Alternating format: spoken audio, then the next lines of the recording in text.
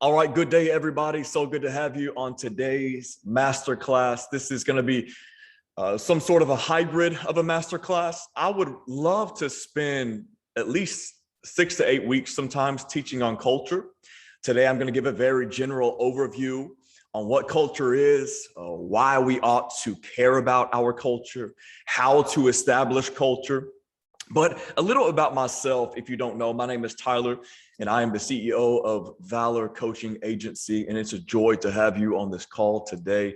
I hope and honestly pray that when we shut down this call, whenever you close your phone or close your laptop, that you've walked away with value, that you've walked away feeling all the more confident and courageous to lead your teams diligently and powerfully toward the vision that has been placed on your heart.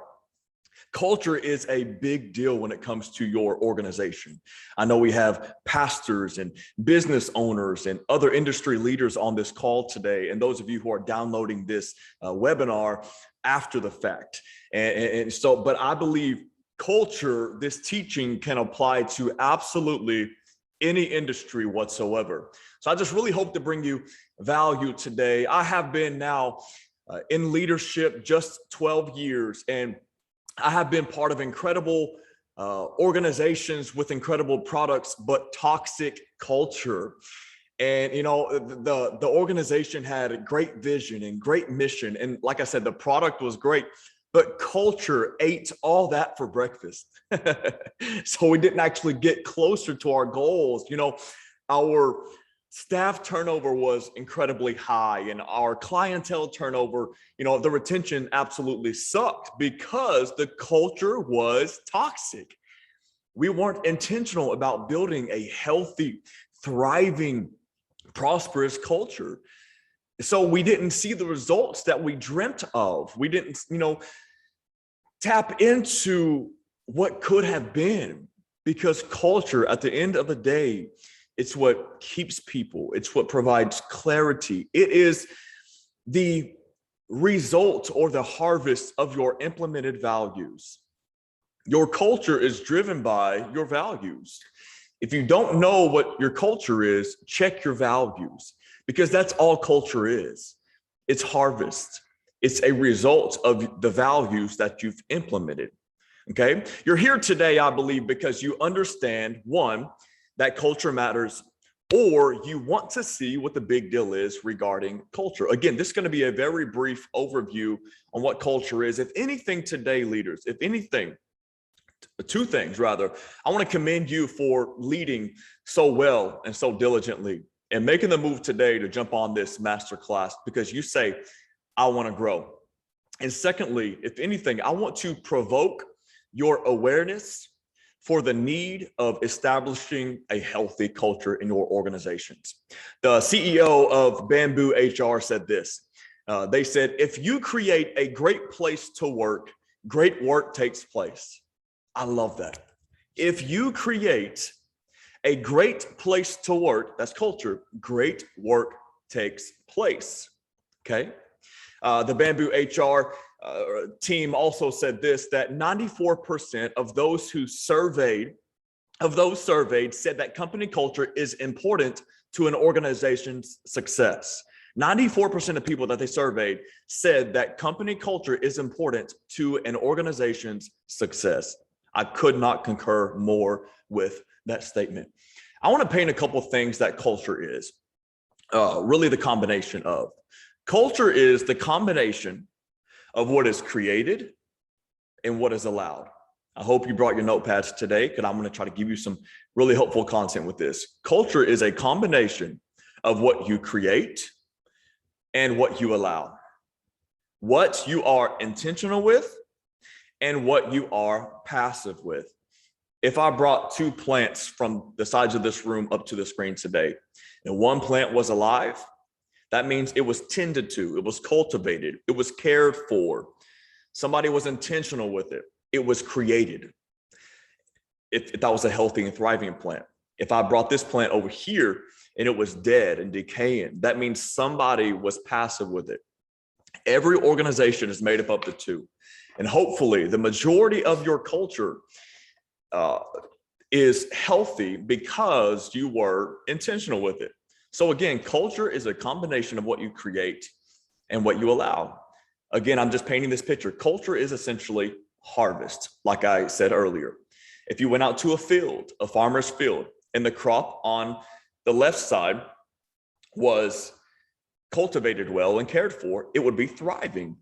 But on this side of the field, if they didn't care for it and they were passive with it and they just allowed, different, insects and other disease to come in and enter, it would be a harvest as well, but not a thriving and healthy harvest. And again, every organization that I've ever worked with and ever been a part of, it has a combination of the two. Once again, culture is essentially the result of your implemented values, okay? Or I guess lack of. You say you have a value of excellence and a value of integrity and a value of hard work and a value of fun. We say that sometimes on our websites in lip service, but we don't actually have a process of implementation, right? That results in the culture that we desire. So we put it on, the walls of our company, and it's everywhere, but it is completely in contrast to what people actually experience when they experience your company, your organization, your team, your product, whatever it might be. So once again, we're still on the point that culture is a combination of what you create and what you allow. If you don't want it, listen, leader, we got to listen to this one. If we don't want it in our organization, we cannot allow it. I want that to sink in for just a minute. As leaders, at the end of the day, we must accept responsibility of the state of our culture. If we do not want it, we should not allow it. We have what we allow. Period. We have what we allow. And I know that you might feel like there are exceptions to that, and there might be that I haven't thought of, but and I understand sometimes we have leaders, above us and all that stuff. Maybe you're leading without being in charge. I understand there are many different, contexts on this call right now, but I'm speaking if it is anywhere in your stewardship and there's something in there that you don't want, do not allow it. Have the conversation you need to have, create the systems and the processes that you need to have, create major accountability, especially if you confess, that you have a value of accountability, but yet on the other side, you have something that you don't want in your culture, then there's a disconnect. And maybe that connecting point, maybe that link in the chain is you having a confrontational conversation. By the way, confrontation doesn't always have to be bad. Sometimes confrontation is a beautiful thing because it can help resolve conflict and move the relationship forward. Okay. So again, culture is a combination of what you create and what you allow. The Harvard study team actually said that a strong culture increases net income 765% over a decade. How incredible is that? That over 10 years, a strong, healthy, vibrant culture, something you are intentional with, something you create, you discipline, you hold accountable, it increases your net income by 765% a year. That sounds nice, doesn't it? That sounds absolutely incredible. Now, again, I don't know exactly how that translates into your context, but no matter what, it's saying that prosperity happens, whatever that is for you, on the other side of a strong culture. Some cultures I like to study, not necessarily their value points, but just the implementation of their values, that process. Companies like Disney, companies like Chick-fil-A, when you go through and they say my pleasure, that's a cultural thing. Fast, expedited processes, finding solutions for their customers, that's a cultural thing. For the most part, every Chick-fil-A you go to carries the culture of Chick-fil-A. Southwest Airlines is another culture, the processes of implementation that I really like to study. The Ritz-Carlton, I've learned a lot from that. There's a book that I'm reading right now called Culture Code. Just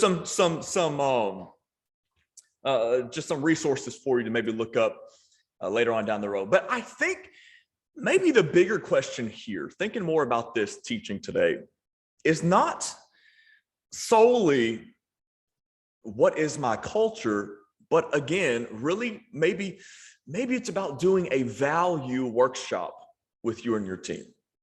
Or maybe just starting with you as a leader, saying, okay, what are my values? What are my values? And then how can I implement these values where in turn gives you the culture that you desire? It's what your staff and team and clientele see and feel when they experience your product or experience being in the organization. So what are your values? There are 3 points that I believe I went over last webinar that I want to go back over today, and 3 points that I live by. And I've tried to really simplify this process, but 3 simple ways to establish culture. Okay. 1, this might be the most important point all day. This first point I'm about to give you might shift something in your life and your organization and the result that you want to see. Number 1, the number 1 way of establishing culture is you got to be it. You got to be it yourself. We can never expect anybody to do something that we're not first willing to do as leaders. That's hypocrisy at the finest. We got to be it ourselves. If we want our culture to be a passionate culture, we got to live passionately. If we want our team to have a good work ethic, we got to show them what a good work ethic looks like. If we want them to be full of honor and full of optimism and positivity, we got to show it. If we want them to have a work-life balance or rhythm, or whatever phrase you want to use there. If you want them to value family over work, you got to show it. If they are a direct reflection of you, would you be satisfied? Man, as a leader, that hits me some type of way. If you were multiplied throughout your organization, your culture, would your culture be what you wanted it to be? That's a good question for us all. So number 1, we got to be it. Okay. We got to be the culture that we want to see. That when people say, when they ask your team the question, hey, what's the culture like? They can just point to the leader, which is you, and say that right there. He is, or she is, culture wrapped in flesh. That is exactly who we are and who we endeavor to be. Sometimes all people need to see is an example. So again, we must have integrity if we expect it out of others and expect it out of the result of our values. We must first live in such a way. We got to be that example. So number 1, be it. Number 2, the second way to establish culture in your organization is you got to brand it, put it in a phrase, put it in a word to where it's easy to remember and reiterate, remember and repeat. Okay, do the heavy lifting for your team, for your clientele, put it in little points, whether it's a phrase, some other type of creative terminology, alliterations, something where it's not too long and too complex where they can't just, echo it, but maybe it's a word, but brand it. For example, we used to have an organization I used to work for, a culture code. That's what we called it, the culture code. And we would say stuff like, we have a get to attitude, not a have to. We put it in the literal flooring of the back hallways. We put it in the flooring. I get to, I don't have to. One of the organizations that I work for now, we say that vision is one of our values. So we use the word vision a lot in our language, in our verbiage. Vision, accountability, honor, integrity, passion, things like that. So we've done the heavy lifting and lined that out for our clientele. whatever you want to call it, congregation, customers, and our team. So brand it, put it in easy to remember words or phrases for your team.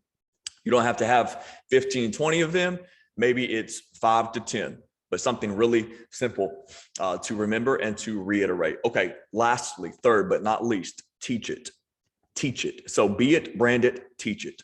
You got to line out what it looks like. Practically speaking, what does this look like played out? Okay.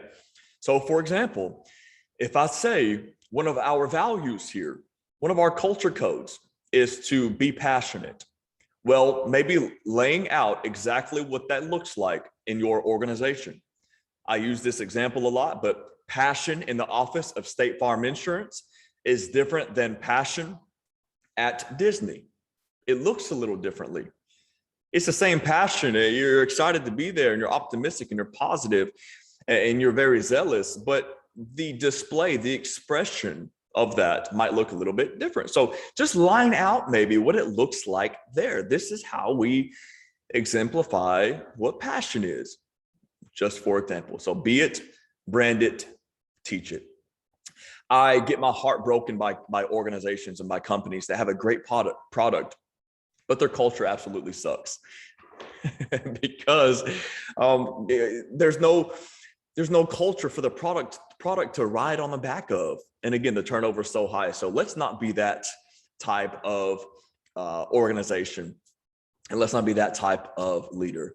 Sales will get clients. Results will keep clients for the most part. But culture will do so as well. Culture will have people wanting to remain and stick around. And to be honest with you, people laugh at me because there's two different types of mindsets. There's one that, for example, let's just imagine for a moment a coffee shop up the road. Let's say the culture and their vibe sucks. Okay. I'm a vibe guy. I love vibes, right? You know what I mean? I love good vibes. I got some of the crew over here, but their coffee is incredible. To be honest with you, I will take all day long great culture, great feeling, great vibes, and a decent product over a great product and kind of a sucky, decent culture. Maybe that's just me, but that will keep me hanging around. Quite frankly, there's a coffee shop not too far away from my house. And because of the feeling that I get when I go there, I actually don't really like their coffee too much. Okay, I won't say any names. There are multiple coffee shops in this town. There's a good coffee shop here downtown where I am, but that's not the one I'm speaking of. But it's the culture that keeps me coming back. And it's so funny, but it's so true. It's culture that draws people. It's culture that makes people want to be a part of your organization. Now, should we double down on the quality of our product? Absolutely. Don't let that be at the cost of culture. But my point is people thrive in good cultures. Okay. So there are a few questions that are worth asking all of our organizations today. A few questions. I want you to write these down if you're taking notes. As you get out your notepad, if you don't already have it out, I want to see a couple people who are on today. So good to have you. I see you over there. Some of my family right here. I see you. Let's go. Okay. The first question to ask yourself, write this down. What do you love about your culture? What do you love about your culture? I'm actually going to give you a couple minutes to write some of this down. Okay. What do you love about your culture? What have you created? What have you been intentional with that you love about your company's culture? Company, business, organization, whatever you want to call it. What do you love? Do you love how excellent you are in your systems? Do you love your team chemistry? Do you love the feeling that you get when you walk into the office? What feeling is that? Is it because of certain senses being hit? You know, as practical as this is funny, but it's real. As you know, a good piece of art or a candle or music. What sense is being hit that you really appreciate about your culture? That's a very surface thing, but that's one of those things that matters. What do you love about your culture? Write that down. What do you love?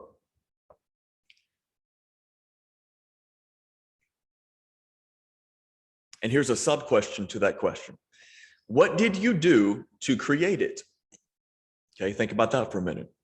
What were some things that you did to create, to be intentional with, to purposely flourish that element of a value that you have? What did you do to create it? I'll give you just a minute or so.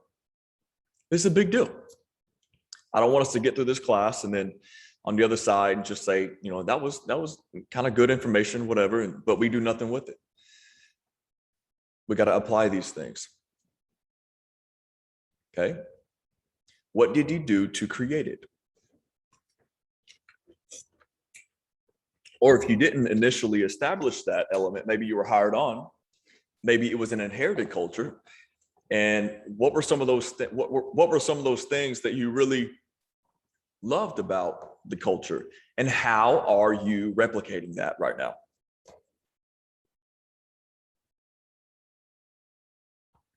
And then the next question on the first question, number one, we're still on number one, is how can you continue to replicate that? What are some things you can do to replicate? So what did you do to create it? The thing you love about your culture. And then how can you continue to move that forward?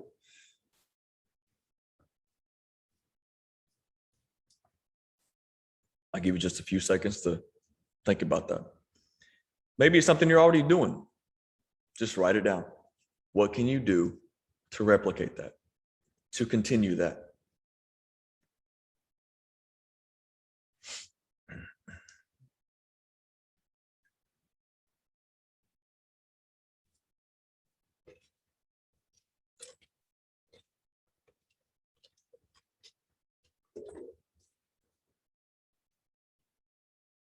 Okay, we'll continue on for time's sake, but I encourage you to go back to this. The second question, what do you want gone from your culture? Come on, let's be real. We got to face it. We got to face the facts here. What have we allowed in our culture? Is it bad communication? Is it gossip? Is it messiness? Is it poor systems? What is it? Individualism? A lack of, camaraderie and team effort? What do we want gone? What have you allowed? What have we allowed under our leadership? We got to accept responsibility. It's all good. Face it and build a system to kick that stuff out. Maybe it's a literal person that's toxic. You need to fire. Sometimes it's best to let them go.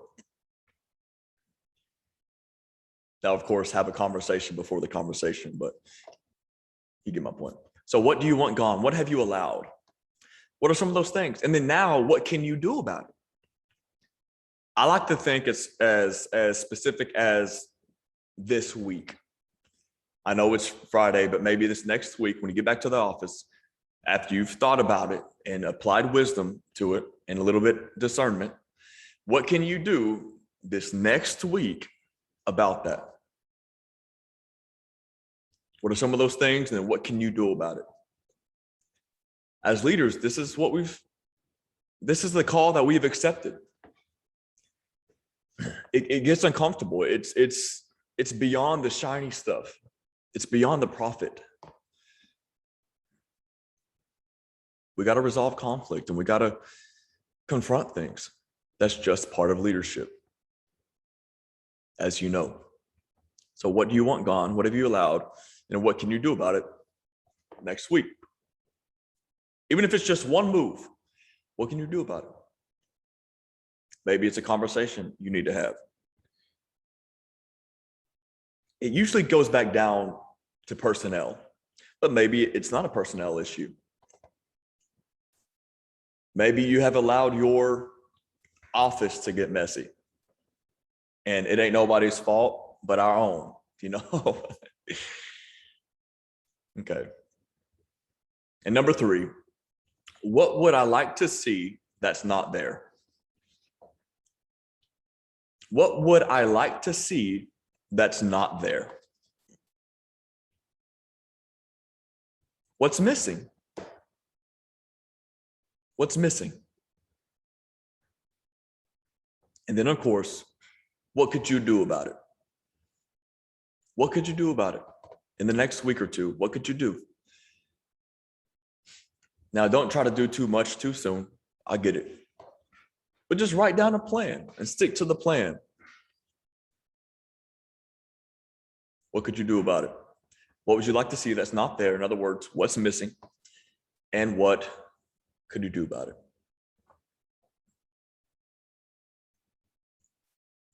I hope today that you believe that culture absolutely matters.